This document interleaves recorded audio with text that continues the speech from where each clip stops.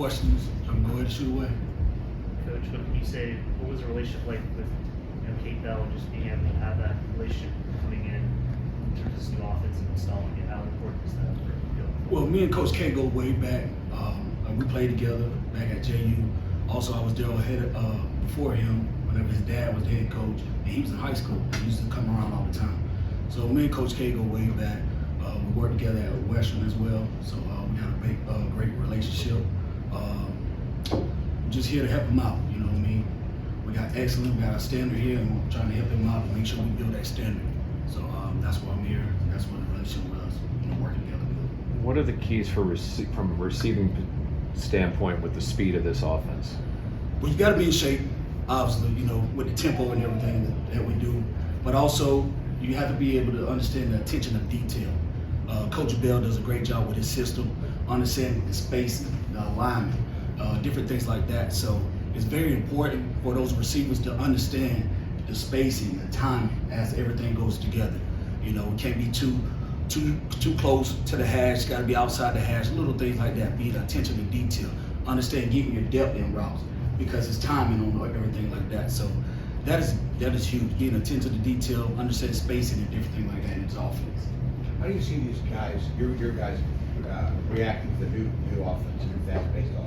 Does it take them a while to get used to it? Well, I'm excited for them. Those guys, they're attacking the task at hand, understanding the system, the playbook, and everything like that.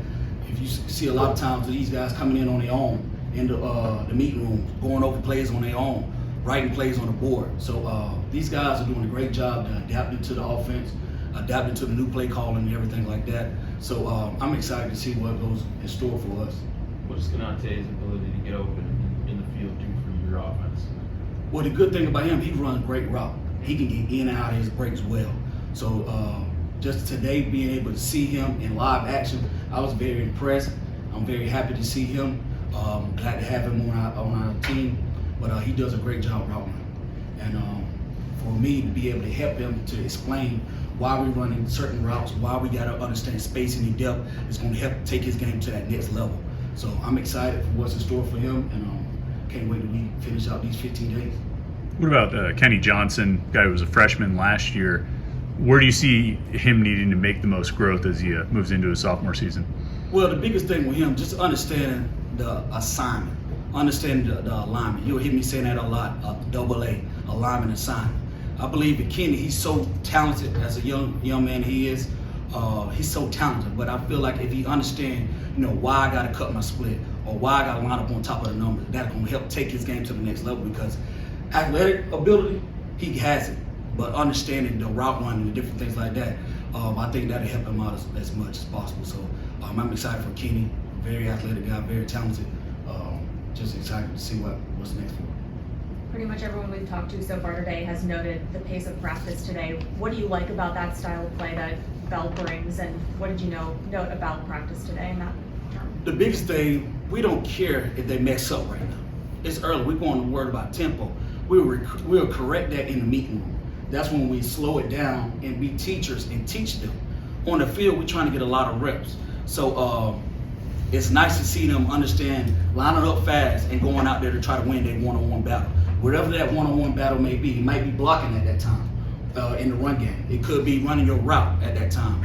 So yes, we go fast and it helps us out because it'll get to catch the defense off guard.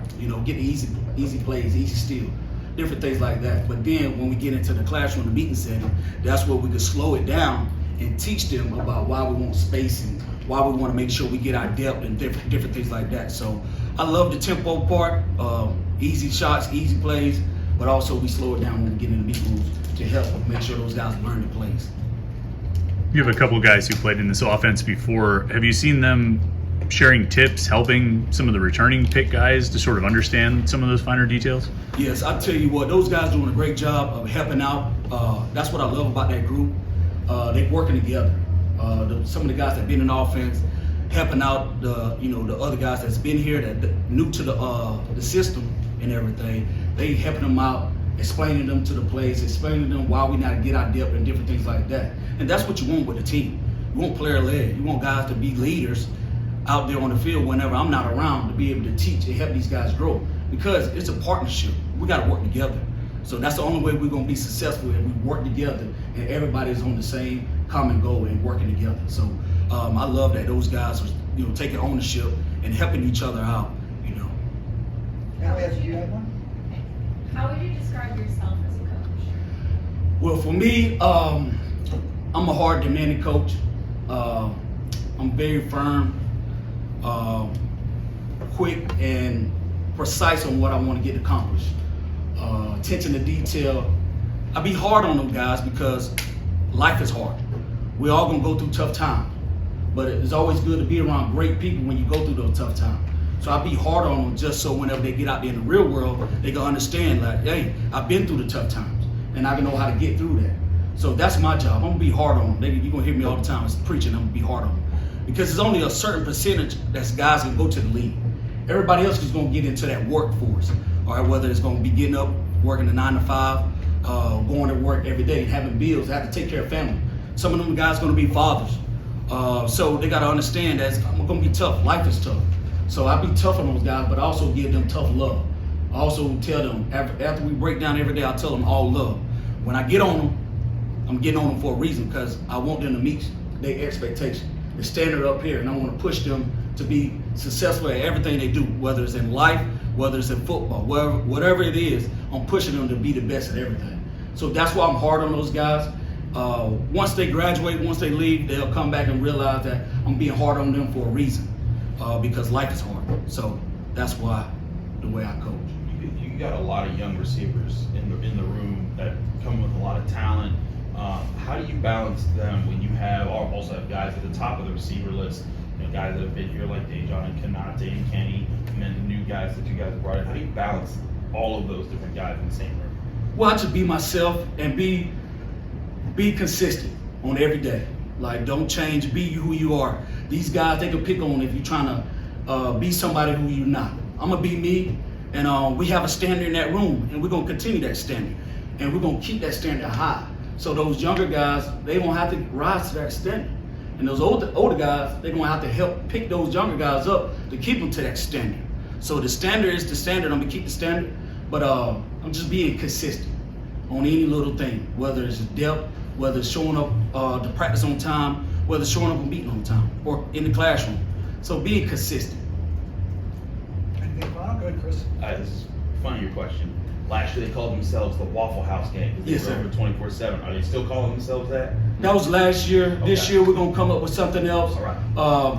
I'm free. I give those guys free range of whatever they want to call themselves. They can call themselves. But we got to create our identity this spring. With these 15 practices, and that can tell what our name gonna be going into the fall. So right now we haven't came up with a word yet for our name for our wide receiver group. But that was last year wide receiver group. This year we're gonna come up with something different. But we have to create our identity this spring. And once after those 15 practices, then we'll figure out who we are as a wide receiver group. Anything additional? Coach, thank you.